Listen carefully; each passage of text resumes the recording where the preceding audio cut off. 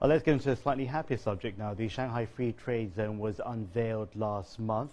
It's a testing ground for experimental economic and financial reforms. Now, we're going to talk more about Shanghai. Not only is it known for the Shanghai Free Trade Zone, but it's also known as China's commercial hub, where art and craftsmanship has traditionally thrived alongside business.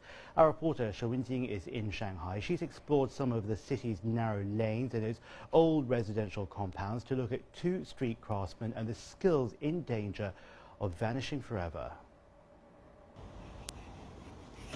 92-year-old Wei Penfei is something of a magician when it comes to bamboo. He can turn it into all kinds of housewares. This small store is his home and workshop, inherited from his father more than 50 years ago. The family history can be traced in the piles of bamboo steamers. My father learned to make bamboo steamers from my grandfather, and he taught me the skill when I was 5. I've been doing this for more than 80 years. Bamboo is rarely found in the city nowadays. The store imports quality stock from a nearby province.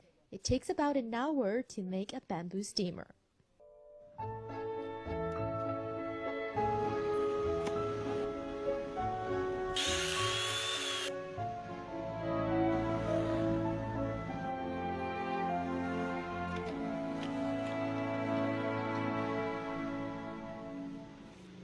Wei Penfei says there used to be 100 artisans in Shanghai. He's the only one in his family who can still make bamboo steamers. He's also the last generation with this old-time skill. Across the Huangpu River lives another craftsman.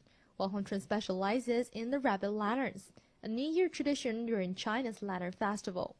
The 72-year-old is a retired teacher who took up their craft 5 years ago. I learned to make rabbit lanterns from my aunt decades ago. At that time, rabbit lanterns were sold everywhere during the festival, but today it's hard to find handmade rabbit lanterns in Shanghai. 5 years ago, I tried to find a way to restart the production of the lantern because it has many of our memories of the old days. Wang Hongchun moved to his workshop to his home early this year due to the increasing rent and the production costs. He'll soon move to a new spacious studio where he can devote more time and energy to reviving this craft. To both craftsmen, the biggest problem they have is to find a worthy successor. The traditional rules for apprenticeship is to serve 6 years for the masters. And usually the apprentice is unpaid in the first 3 years and has to make do with a small allowance, which sounds nearly impossible in this fast-changing world. But all these amazing skills could survive with a little help from society to assist them work further, as it not only stands for the meaning of the time, but also for the dedicated spirit behind. Shi Wenjing, CCTV, Shanghai.